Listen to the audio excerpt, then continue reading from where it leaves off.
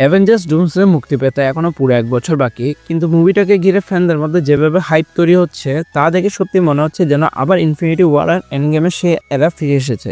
আজ আমাদের হাতে আছে ডুমসডে নিয়ে নতুন একটা লিক হওয়া প্লট, আর তোমাদের জন্য আমি সেটা পুরো ডিটেল সহজভাবে ব্রেকডাউন করে বলবো। এই লিক অনুযায়ী অ্যাভেঞ্জার্স ডুমসডেতে থাকবে দুটো বড় ফাইনাল ব্যাটেল। প্রথম ব্যাটেলটি হবে আর্থ 616 এর নিউ ইয়র্কে, যেখানে Avengers, Spiderman, Young Avengers, Wakandans, Guardians of the Galaxy, Eternals এবং কিছু এক্সম্যান মিলে একসাথে বিভিন্ন ভিলেনদের বিরুদ্ধে লড়াই করবে। অন্যদিকে মাল্টিভার্সে বিভিন্ন ইউনিভার্স থেকে আসা হিরো ও ভিলেনরা ডক্টর ডুমের টিম দি কাবালে যোগ দেবে। এই কাবালে থাকবে কিং থ্যানোস, মেস্ট্রো, দি মেকারের মতো বিপজ্জনক চরিত্ররা। এই যুদ্ধ এতটাই তীব্র হবে যে অনেক বড় বড় হিরো এখানে মারা যাবে। এর মাঝে অবশ্য প্রফেসর এক্স নিজেকে উৎসর্গ করে ববকে ভয়েড থেকে মুক্ত করে এবং ডুমের মাইন্ড কন্ট্রোল থেকেও তাকে বাঁচায়। কিন্তু ওয়ান্ডা এখনো ডুমের নিয়ন্ত্রণে এবং সে ইতিমধ্যে জিন গ্রেকে হত্যা করেছে। তবে মরার আগে জিন ওয়ান্ডার মনে একটি ফাটল তৈরি করে যায়, যা ভবিষ্যতে খুবই গুরুত্বপূর্ণ ভূমিকা রাখবে। এদিকে ইউনিভার্সগুলো একে অপরের সাথে ধাক্কা খেয়ে ভেঙে পড়তে শুরু করলে বেঁচে থাকা কিছু হিরো যেমন রিড রিচার্ড এবং হ্যাংক পিমের তৈরি করা বিশেষ প্রযুক্তির মাধ্যমে বানানো একটি বিশাল শিপ বা রাফটে উঠে যায়। এই সার্ভাইভারদের মধ্যে থাকবে Reed Richards, Shuri, Star Lord, Captain Marvel, Hank McCoy এবং আরও অনেক হিরো।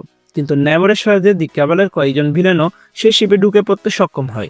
তাদের মধ্যে আছে দি লিডার, কিং থ্যানোস, মেস্ট্রো, দি মেকার, ব্ল্যাক সোয়ান এবং প্রক্সিমা মিডনাইট। শেষে দেখা যায় এই শিপটি সমুদ্র গভীরে ডুবে যাচ্ছে এবং পরিস্থিতি আরও ভয়াবহ আকার ধারণ করছে।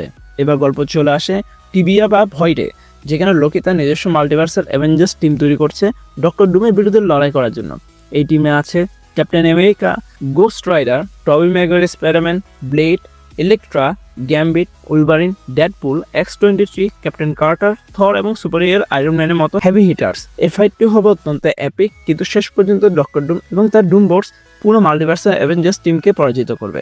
শেষমেশ বেঁচে থাকবে শুধু লোকি, থর এবং স্টিভ রজার্স, এবং সে তিনজন ডুমের বিরুদ্ধে শেষ আক্রমণ চালাবে। কিন্তু ডক্টর ডুম তখন লোকির পাওয়ার্স, ওয়ান্ডার পাওয়ার্স এবং সেন্ট্রি পাওয়ার্স মিলিয়ে এমন এক শক্তির অধিকারী হয়ে যাবে যে সে পুরো মাল্টিভার্সকে নিজের ইচ্ছে মতো রিশেপ করতে শুরু করবে।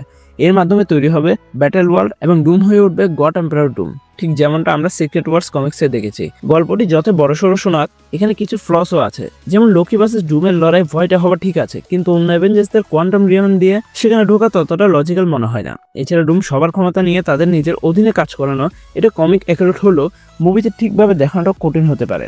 তবু যাই হোক, এই প্লট শুনলেই হাইপ বাড়ে। অ্যাভেঞ্জার্স ডুমসডে যদি সত্যি এমন কিছু দেখায়, তাহলে মুভিটা হবে মার্ভেলের সবচেয়ে অন্ধকার, সবচেয়ে epic multiverse event. So guys, তোমরা এই লিক হওয়া প্লট সম্পর্কে কি ভাবছো? তোমাদের মতো ডুমসডে কি এরকমই হওয়া উচিত, নাকি আরো ভালো, আরো ইউনিক গল্প আমরা দেখতে চাই? কমেন্ট অবশ্যই জানিয়ে দিবে তোমাদের মতামত। Thanks a lot for watching guys, দেখা হবে পরে কোনো ভিডিওতে।